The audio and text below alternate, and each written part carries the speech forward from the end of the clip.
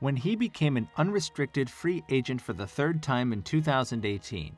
In an interview with Sports Illustrated, LeBron James's agent Rich Paul explained, "In 2010, when he went to Miami, it was about championships. In 2014, when he went back to Cleveland, it was about delivering on a promise. In 2018, it was just about doing what he wants to do." The Los Angeles Lakers, one of the most successful teams in NBA history, signed marquee free agent LeBron James with hopes of making them championship contenders again after having missed the playoffs since 2014 and not appearing in the finals since 2010. In the 2019 season, LeBron suffered the first major injury of his career mid-season and ended up missing a career-high 17 consecutive games, and with it, the Lakers' championship chase fell apart.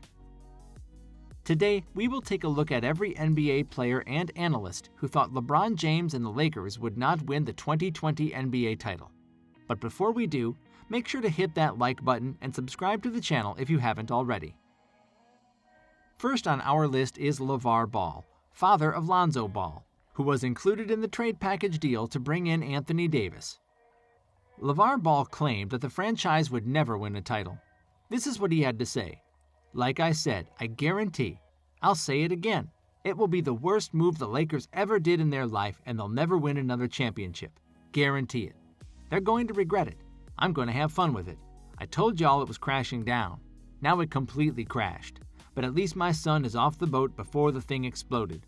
I gave them a chance. You can rewind it and go back. And I said, you get the 3 Ball brothers, you're going to survive this. You let them go, oh, it's going to be a cold day in hell. Trust me on that." Even back then, what LaVar said seemed ridiculous, but now it's just a bad joke. Not only did the Lakers win the championship, but they humbled the opponents and critics as well. LeBron James delivered on his promise to bring back a winning culture in LA. However, after missing the playoffs last year, ESPN's outspoken analyst Jeff Van Gundy suggested the Lakers should explore options to trade their superstar.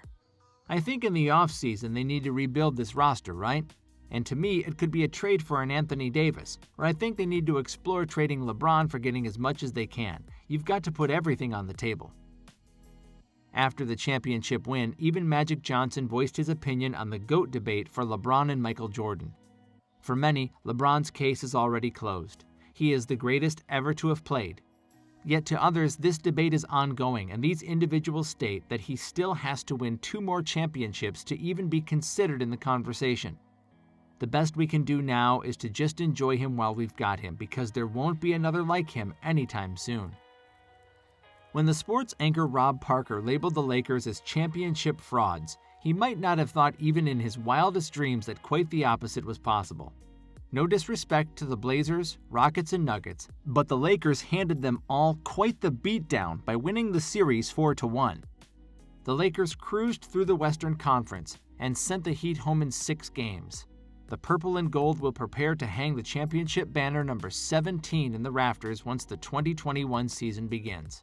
And when Avery Bradley announced in July that he would not be participating in the NBA restart due to personal reasons, Fox Sports' Colin Cowherd said Bradley's absence would be one of the reasons why the Lakers will not win a title this year. No one doubts Bradley's contribution to the Lakers, but the way Cowherd talked, it felt like Bradley was part of the Big Three with Davis and James. He said, "LeBron is not going to win the championship. Is everybody forgetting that Avery Bradley is their 3rd best defensive player and that he would have been on the floor in the final minutes of these playoff games?" He then said that this will increase the burden for LeBron, one he cannot take on. So now what it comes down to is more on LeBron's shoulders. We've seen that happen 6 times in the NBA Finals and he's lost each one. Well, they had good replacements in Alex Caruso and the newly signed J.R. Smith, Rajon Rondo, and Dwight Howard, not to mention the rest of the bench. For an A-list athlete who has spent 17 years at the highest level of the NBA, people still won't cut LeBron any slack, as he showed at this year's championship, and this does not seem to be ending anytime soon. He is already ready for the next season, and we shouldn't forget that he is only the 3rd person to win championships with 3 different teams. Considered one of the most controversial free agents, his move back to Cleveland should have told critics that this is a man willing to sacrifice to deliver on a promise. So talking about a low winning percentage is a mockery of the legacy. At the end of the day, it's the teams that win matches.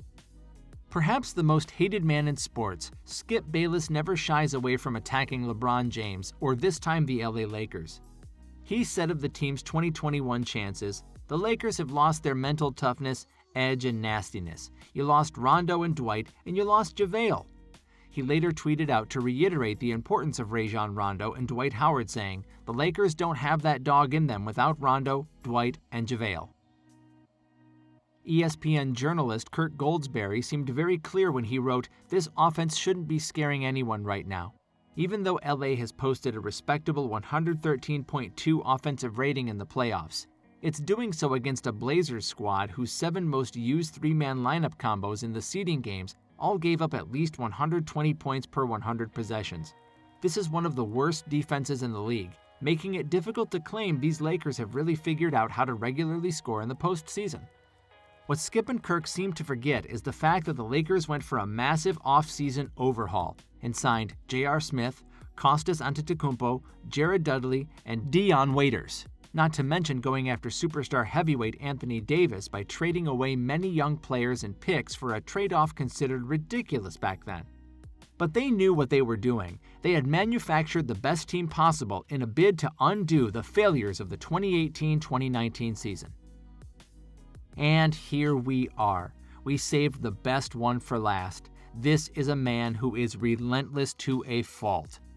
ESPN analyst Stephen A. Smith said this after the post-championship questions about his view on LeBron as the greatest. He replied, "I've got bad news for LeBron James. As long as I'm living and breathing, I've got breath in my body and I've got a voice, you will hear me say, LeBron James is no Michael Jordan. Period. Consider yourself disrespected because you will never be my number one." Asked if there were anything James could do to overtake Jordan, Smith said, "Erase the 6 NBA Finals losses." Jordan won 6 NBA titles, all with the Chicago Bulls during his NBA career from 1984 to 2003, also winning 6 Finals MVP awards and 5 regular season MVP awards.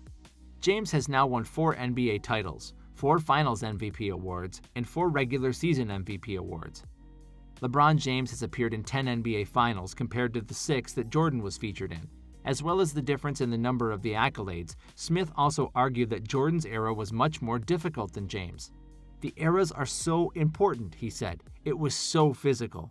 What they were allowed to get away with and do against you defensively, Michael Jordan endured that all." To this, Hall of Famer Isaiah Thomas tweeted that LeBron James was the best and most complete player he had ever seen, and that was what made him the GOAT. And the fact that James could have been successful in any era, as at 6'9" and weighing 250 pounds, he is not someone who would be easy to bully. Which other NBA players and analysts thought LeBron James and the Los Angeles Lakers would not win the NBA championship in 2020, and what did they say? Who do you think could have been more wrong about themselves this year? Who else doubted LeBron James and the Los Angeles Lakers' title aspirations? Who did you think was going to win the 2020 NBA championship? Tell us in the comments down below. And once again, make sure to leave a like on this video and hit that subscribe button. Thank you for watching another Swish Central video, and join us next time for more NBA basketball content.